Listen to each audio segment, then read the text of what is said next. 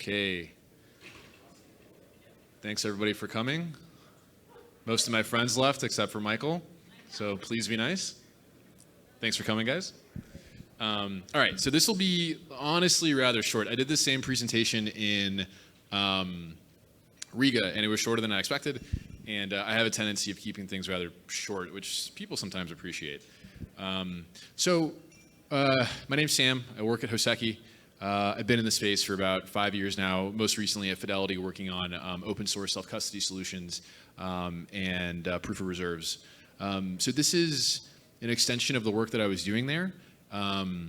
Proof of reserves has been something that's really taken off in the mainstream sort of Bitcoin space in the last couple days, which honestly is wild because people are using concepts that me and like 4 people, like Nick Carter included, that would just like say amongst each other because no one else cared or yeah, they just didn't care at all. So people have really strong opinions. I'd love to get into that a little bit later. But I'll first present the company.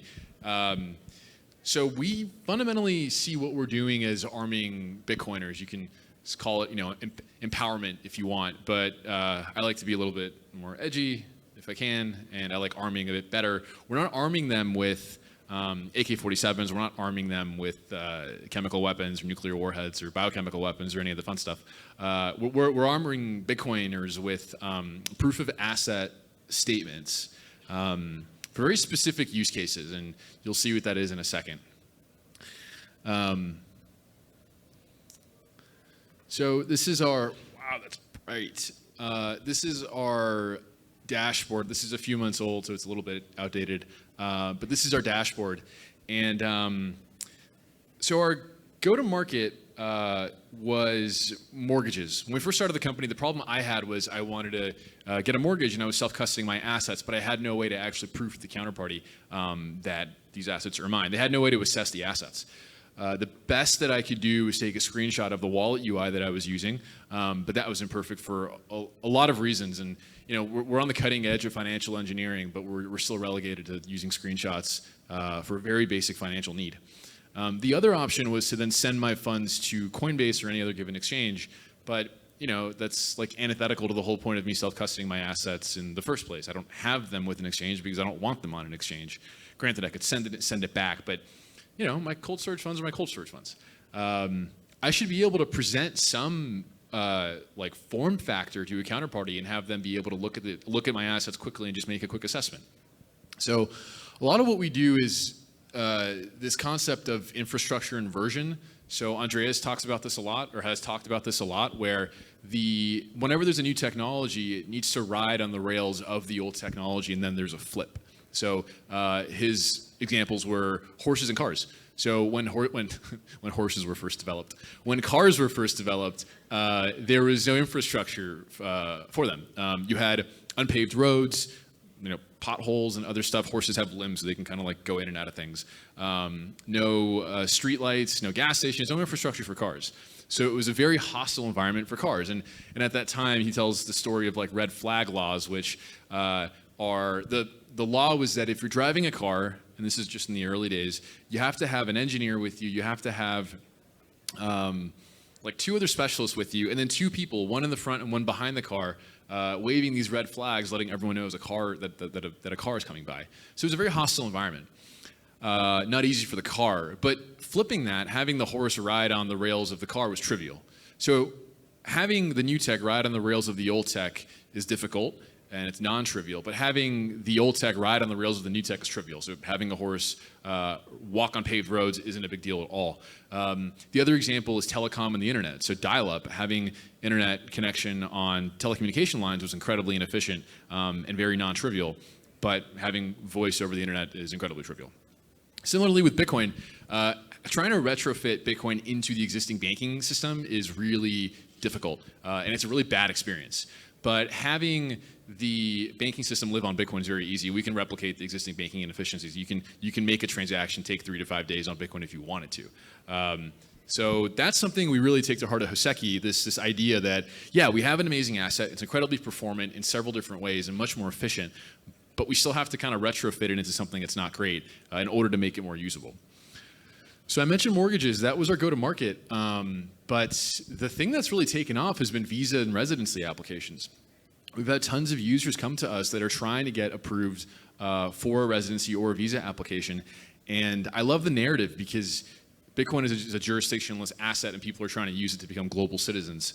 My favorite example about this is a Nigerian user who needed to use us in order to get an exit visa. Apparently the rules there are that you need to prove sufficient assets in order to actually leave the country to support yourself abroad. And that user, much like a lot of us, was self-custodying his assets and didn't have a way to prove to the counterparty that those assets are his. So this is what the web UI looks like. These are some of our use cases that people have used our product for, and I wanted to kind of lead it up into this. So, I've been saying that we've been arming Bitcoiners and we're helping them and empowering them, but the question is, well, like, what does the thing look like that you're giving them? And the answer is that it's a very basic statement. So this is what I mean with the infrastructure inversion. It turns out that brokers and most other financial counterparties just want something that makes them feel comfortable. And sometimes their sort of underwriting department as well. So what they're expecting is a bank statement. And when I came into the space, one of the reasons was because I was sold on this narrative that I can be my own bank. Love that. But I quickly realized that I don't have any banking services as a bank. One of the most basic things is proving that these assets are mine as the bank. So this makes counterparties comfortable because it looks like everything else they typically see and look at. If you try and show them an XPub, if you try and sign a message and explain that whole process to them, like good luck and more power to you. But it turns out all they want is something that looks like a bank statement and something that they typically see or have seen before. So in our case, it's a Hoseki letterhead. There's two types of reports you can fill out in Hoseki. So it's non-KYC by default. You need to use an email to make an account. You can export reports without the name and address. So for your own personal needs, or if you know like a broker or a counterparty really well and they don't really need to see your name and address because they know who you are, then you can get that version and not actually give us any KYC information. This requires an ID scan. That's it. We don't do biometrics. We don't really I don't want your information. This is just so you can actually use this thing. So Hoseki letterhead, your name and address, your beginning monthly balance, your ending monthly balance, and then your holdings display differently. So if you have exchange funds, then that line item is represented by the actual exchange name. But if you connect a wallet or if you connect an individual address, which I'll show in a second, those show up as randomized account numbers. They don't know what self-custody is. They don't need to know all the details about your wallet or about your holdings. The idea here is that instead of doxing yourself to N, we take that information and we give them a verification. We're still early in Bitcoin, and this is sufficient for them. When they see account numbers, they think bank statements, and again, depending on the use case, that's all you need. One thing that we stress is to not kind of have a contrived idea of what we're doing or what we're attempting to do. We don't expect you to take one of these and just like run around and get access to credit or get approved for mortgages left and right because you have a point-in-time attestation of your Bitcoin holdings. What we want to do is begin to sort of have Bitcoin play a role in your overall financial profile. So this is supposed to be another financial data point in addition to your other financial data points. You've got stocks, you may have income, you may have some other stuff, but you also happen to have Bitcoin. You should be able to represent that to a counterparty in a similar way that makes them comfortable and allows you to actually literally use your Bitcoin without having to move or sell it. That's one thing we're really really adamant about is not having to sell it, obviously, but more importantly, not having to move it. Bitcoin gives us these tools for enforcement of expression of ownership. It has property rights built in. So we can literally use the core protocol, not have to build fancy cryptography on top of it, and empower users that way. Oh no, I did this the wrong way.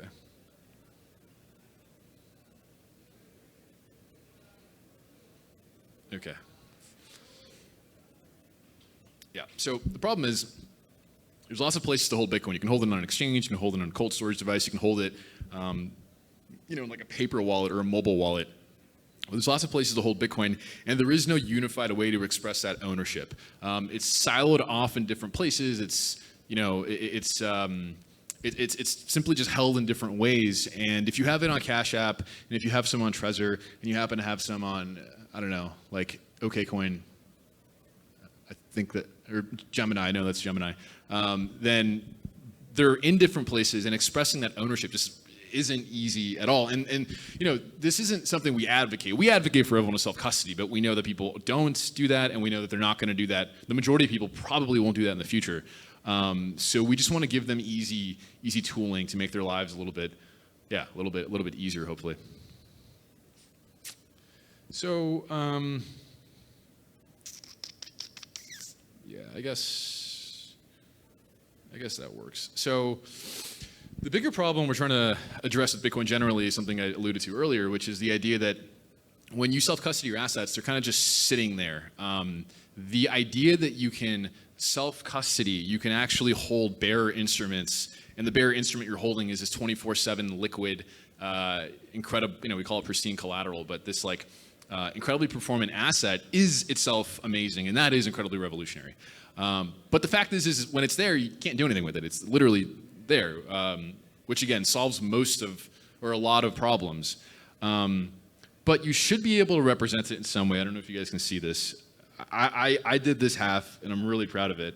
No one's complimented me on this, so I don't think it's actually good, but I like it.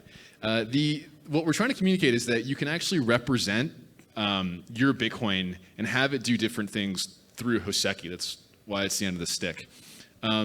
This idea is off a book that I read by Hernando de Soto called The Mystery of Capital. And in the book, he describes why he thinks countries in the global south are poor. So third world countries, developing markets, global south, whatever you want to call it. Why they're poor and why countries in the west, so Canada and the US and Europe and Japan, why they're wealthy. His answer is property rights. They don't have good ways to express property. They're quite wealthy in their assets, but they don't actually have a way to represent those assets and generate capital as a result of those representations. Their assets can't live these parallel lives that ours do. Leveraging, just collateral generally. These aren't easy financial instruments for people in these countries to exploit. They just don't have the right tools for it. Really, it's a matter of laws in those jurisdictions. But I see us as these sort of digital global south citizens. That's really how I see Bitcoin and Bitcoiners. We're willing to experience awful sort of UIs. We're willing to go through really terrible experiences in order to use something that we love or have a need for, which is Bitcoin. But we're still kind of locked. We can't really do much with it. So I see us as these digital third world citizens, frankly. I think we're building the tooling. I think we're building the infrastructure to make this thing more performant. But when I think of Hoseki, when I think of the future of Bitcoin, I think this sort of proof of funds or proof of ownership layer is this bottom stack of this Bitcoin stack of the future. It's one of the most basic things you need to do. As Michael can attest, one of the things you do as a Bitcoin entrepreneur or someone working at a Bitcoin company is evangelize the company. But with Bitcoin, you also evangelize Bitcoin, the asset, because it's still rather nascent. So you have to just automatically be an evangelist for Bitcoin. For what we're building, though, I can explain this to anyone, and they'll understand what we're trying to accomplish. It's not a complex thing. Proving ownership of an asset is a basic characteristic of any asset class, Bitcoin included. So that makes my life a little bit easier. But that's how we see it. We see it as this bottom stack. It's going to be required. It's going to be needed just to make life easier and to really be able to use Bitcoin in really interesting ways. And so we see us as that bottom stack. And this is what we think the future might look like. No one knows, right? But this is what we think it'll look like. There's obviously there are more venues to hold your Bitcoin than just these three categories, and there's many more categories than just this. But this is kind of like the most immediate sort of future that we see. You can hold it on an exchange, on a mobile app, and self-custody. And right now, this is like the main obvious thing is financial services. So is being able to actually represent your Bitcoin and use it in some way without having to move it or sell it. But we had one user recently need to prove his ownership in order to get custody of his kids, for example. So even in the legal realm, this might be relevant. And the physical and digital spaces is more of gating access for things. Frankly, this is my least favorite category, but that's the feedback we've been getting is whole coin or clubhouse rooms and other gated access based on how much Bitcoin you're able to prove. Again, that's a little bit sort of crass.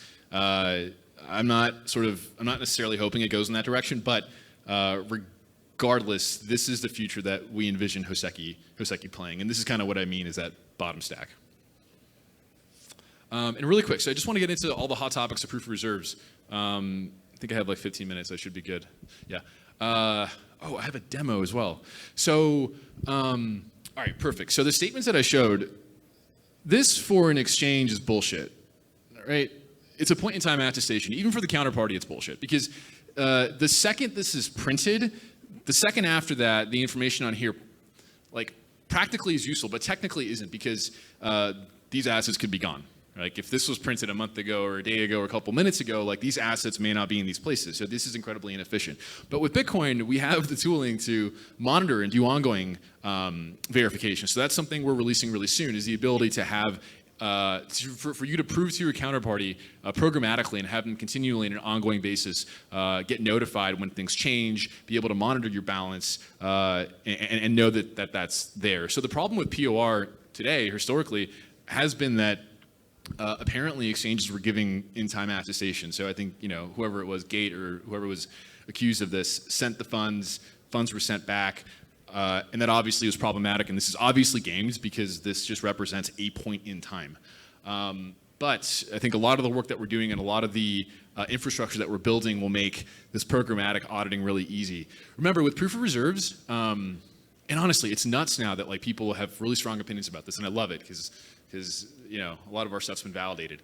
When people say proof of reserves and they say it's a scam, I think what they mean is proof of solvency. Like proof of solvency, like. It's scammy because the liabilities can never, you can never have the same degree of accuracy with the liabilities than you can with Bitcoin because there's no global ledger of liabilities. Bitcoin, the asset is very clean. You can audit someone and you can know exactly how much Bitcoin they have. But the liabilities, you're depending either you're trusting the custodian or the exchange and or the auditor who conducted the audit, and now you're in some like siloed black box and you're trusting all these different entities and their respective relationships. But with Bitcoin, it's very easy. So that's why we focused on assets. Like, we genuinely, our mental model of people that hold private keys are that they are institutions. The brilliant thing with this is that the narrative's been flipped for brokers or any other counterparty. Normally, when you give them a statement of assets, it has a Fidelity letterhead, Santander, Barclays, like some big trusted brand name institution.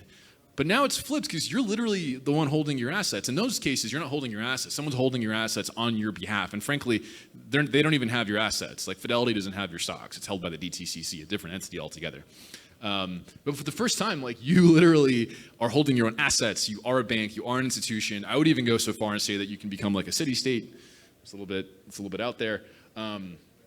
But so that's why we focused on assets. You as an individual right now don't have liabilities. At least not in this context. You just have assets. So I just wanted to make that point about POR and why transparency is important regardless. Like even if we can't get a good picture of liabilities, which I don't think we're ever going to be able to get. Like maybe you can throw some heuristics on there and you can make some assumptions about the liabilities. It can be proven, but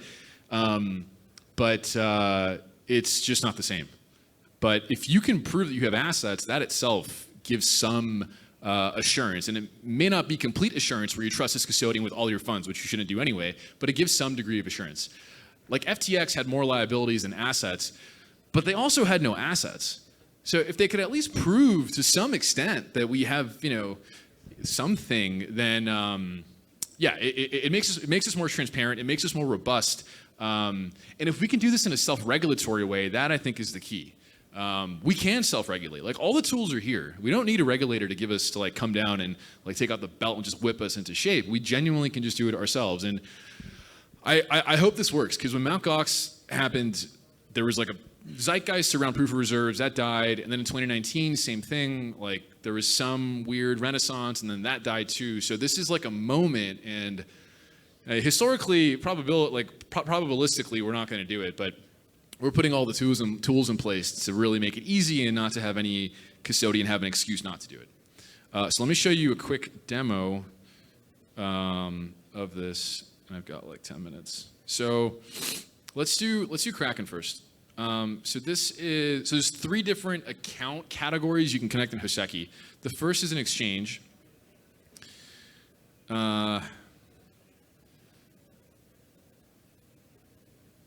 So you can do two things. You can add a new account or export a report. We'll do export a report later. But here, you saw those three options: cold storage, exchange, and individual address. We clicked exchange, and here we give you just information about what's happening. Basically, you're giving us, depending on the exchange, you're giving us read-only API keys. Coinbase, for example, does OAuth. It's really easy to do. With Kraken and most other exchanges, you have to provide API keys. So we give instructions on how to generate read-only API keys. You give that to us.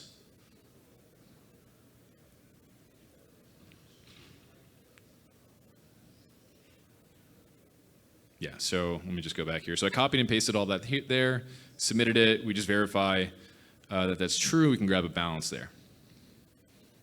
And this is embarrassing. This has changed. Like, the Coinbase logo is repeated. This was in staging early, so this looks good now. But it was buggy when I recorded this. So that's Kraken. And so now let's jump to let's do Trezor. Oh no. So let's do Trezor really quick. So same thing, you can export a report or you can add a new account, and we're gonna go ahead and add a new account. It's really tough recording these things because it's like, you can't remember exactly what to say on top or the timing. Anyway, so we click new account. In this flow, we're gonna click cold storage, and we're gonna do the Trezor example here. And so what's happening under the hood is we're going to be grabbing a wallet's XPub. We're going to generate an address, and then we're going to have you provide a signature for that address. So that's how we cryptographically verify. So it's not like you're just uploading an XPub. We're doing signature verification, but for wallets, that's what it looks like. You enter in a device name.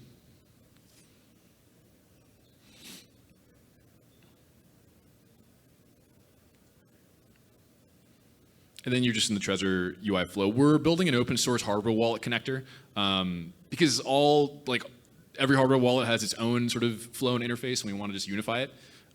So that should be released by end of year. So yeah, we connect it, do the whole thing. Select the account that we want. So we're gonna go ahead and select the account with funds in it. Do another renaming.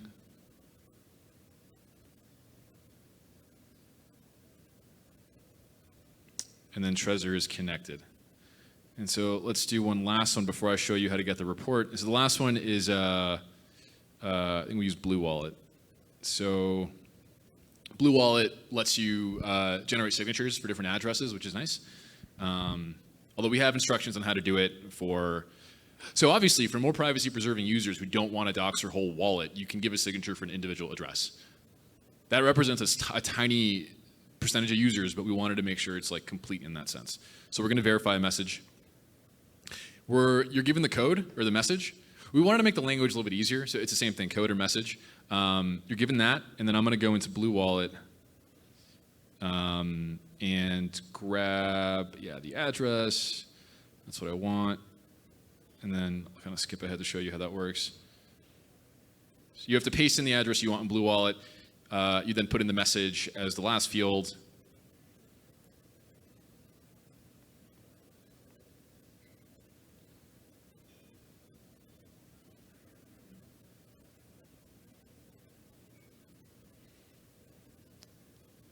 You can sign, you generate the signature, and then you just copy that and bring it back into Hoseki, and then we run verification on our end. So just to show you that. So we pasted the signature, and we hit verify, and then give it an account name. And that's added. And so let me just quickly show you how to export a report. I think I did a level 1 report because my real address was on this, and I just didn't want to tell you guys where I live. Level 2 report has your name and address. Level 1 report doesn't. You can just be a Hoseki user, provide an email, never provide your name and address, and just export level 1 reports. It just depends on your needs. And then what you do is you, sorry, I'm like so ADD. So you click on this, and then you have this like little export report modal. So you select the accounts you want to include in your report. So it's self-selective. You don't have to disclose all your balances, of course. You just select what you want to include in the statement. And yeah, so it'll be sent to my email. I can add another email. I can and then generate the report, and it gets generated. So that's what it looks like. Amazing. Okay, so that's the end. I think I have 5 minutes, and I saw a hand.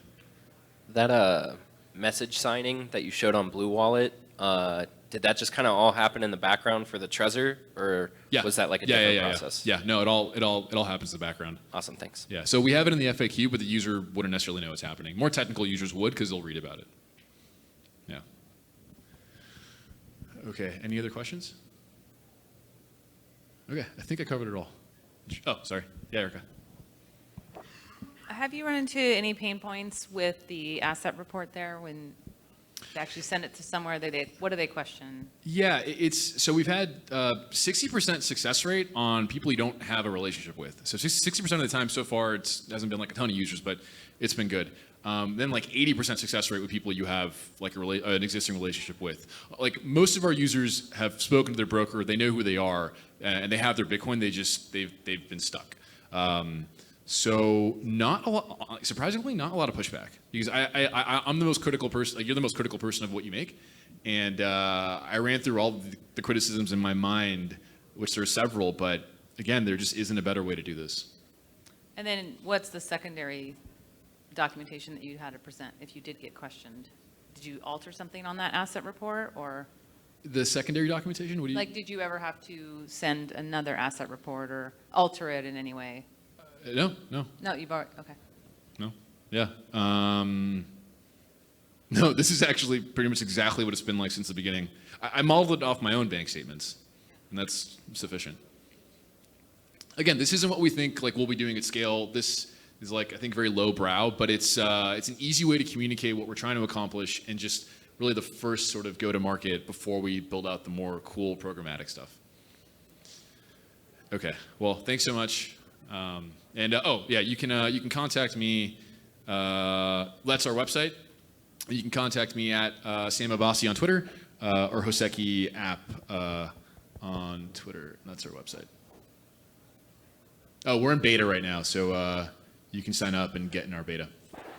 Great, thanks everyone.